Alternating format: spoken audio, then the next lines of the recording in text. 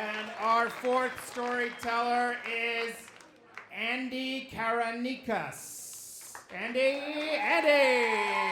Let's hear it for Andy. Come on. Let me hear ya.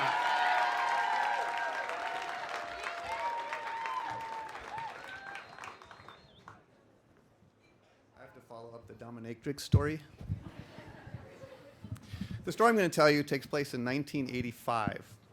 Wham was at the top of the pop charts with the crap music that people used to listen to in 1985. Ronald Reagan had just been reelected, a crap president that people used to vote for. And Back to the Future had just come out, which was a pretty good movie. But first, a little background. When I was younger, my parents, let's just say, they weren't very strict. When I was 11 years old, my friend Joey and I decided that we were going to bike from our homes in South Minneapolis to Valley Fair. It's about 17 miles each way. There was no bike route. Old Shakopee Road, Highway 13, sharing the road with semi-trucks.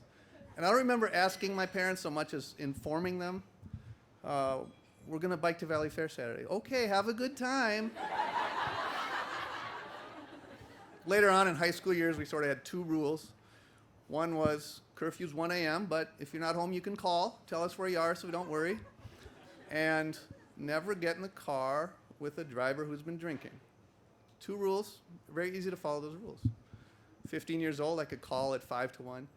Yeah, I'm at Sue's brother's fraternity on campus at a party. Okay, have a good time. Call us if you need a ride. So that's how I was raised. Now, in the summer of 1985, I was still only 17 years old. I was living with my parents.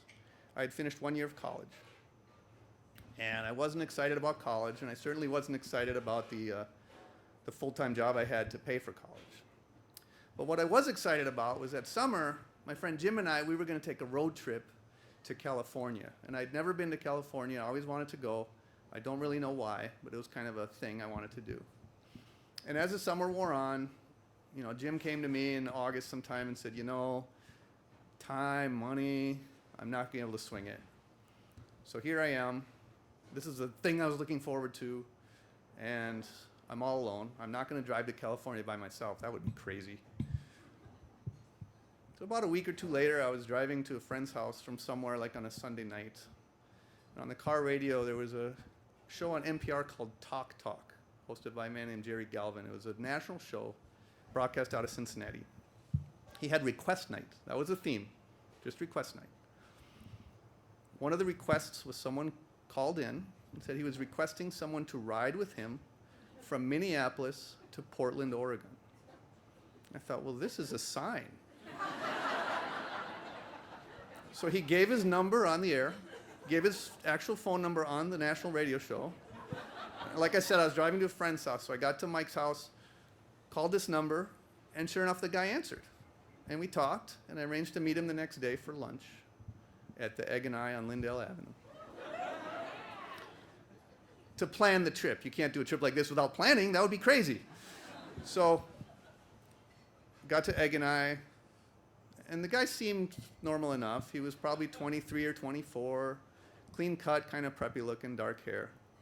What I knew about him was what kind of car he drove and what his phone number was. And what he told me was his name was Brian. I don't want to tell you his last name because I never knew it. He told me he was from Minnetonka. He had a job once at Dayton's for a while, but he didn't really like it, so he quit. So I was already starting to resent him a little bit for that. But he had a car, and he was driving west, so I figured this is a good plan. I went from the Egg and I to Perkins to try and get my way out of my shifts for the next 2 weeks, or where my job was. And apparently I was a valued employee at Perkins, if that's possible, so they worked it out.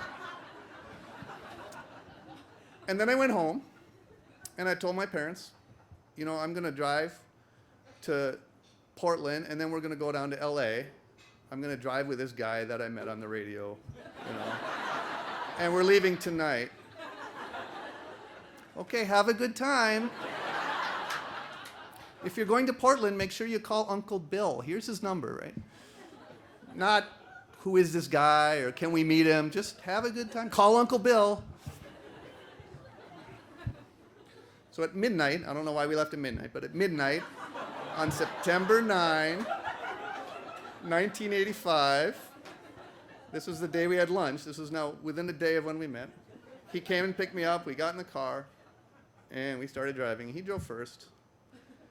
And, I don't know anything about this guy. He doesn't know anything about me. And 3-4 hours go by, and now it's my turn to drive. Now, how do I explain this? If you remember that scene in Back to the Future where Michael J. Fox's character, Marty McFly, he's driving the car, he gets it up to 88 miles per hour, and he suddenly ends up in the field. Ah! And he screams, and he gets the car stopped. Well, if you replace the DeLorean with a Ford Escort, replace Marty McFly with me, and replace going 88 miles an hour with falling asleep, you have a pretty good idea of what happened. Went off the road on the left. Brian was not happy. As it were, we had to get out. So we were between the east and westbound on I-90 in South Dakota. And we had to get out with the flashlight and look at the tracks and figure out which way east and west were. And we figured that out, and we talked about aborting the trip right then, but we decided to continue on, for better, for worse. Needless to say, our relationship was a little tense for a few days. 5 hours into a 2-week trip, I almost killed us both. He had met me less than a day earlier. But we continued on, and we finished the whole trip, and I got home. And when I got home, I felt rejuvenated. I was excited about life again, and I went back to college, and I graduated college and everything. For the first time in my life, I had seen Yellowstone. I had seen, the Redwood Forest, San Francisco, Hollywood, the Pacific Coast Highway, Las Vegas, all for the first time in my life. I felt like I had some control of my life, and I was rejuvenated. And in retrospect, I think it would have been a mistake for my parents to tell me that I couldn't go. But I think there is a middle ground between you can't go and can we meet him? Something in there. And much like Marty McFly, by going on this trip, I was able to change my future. Thank you.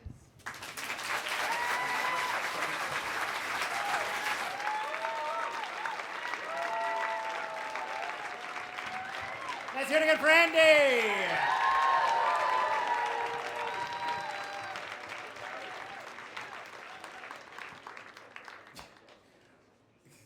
I think we're all shocked you're alive.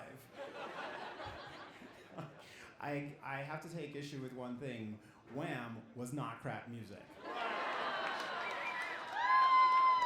Wake me up before you go. Those are some brilliant lyrics. I have no idea but they're awesome. I think they're dirty. Who knows? Judges, tally your scores. Tell us about a time you broke the rules. A homeless man is currently staying in the spare room of my apartment against the policies of the landlord. Just had to hide his stuff during pest control. What a sweet person you are. It's your damn apartment. You're paying rent. Screw the landlord. I wear white after Labor Day and my Uggs before the snow's on the ground. You are turning me on. I broke the rule of 1 drink per hour by drinking a whole bottle of wine in 20 minutes. You didn't break the rules. You just have a problem. I was in a war with my 8th grade English teacher, and she had a no gum rule. So one day, I brought a box of 100 gumballs, and the entire class chewed gum for the entire class, and I got suspended. See, that's just wrong, because that's like a Spartacus moment. You're all like, they were all chewing gum.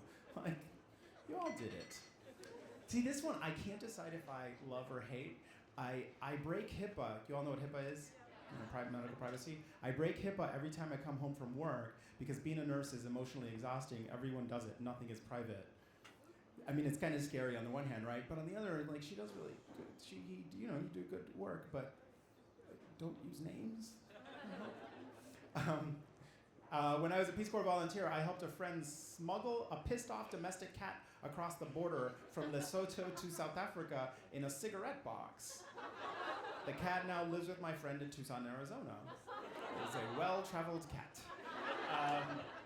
Let's see scores for Andy. Let's start here in the front with Strictly Speaking. What's your score? That's a 9.0. Catholic Guilt, what is your score? An 8.8.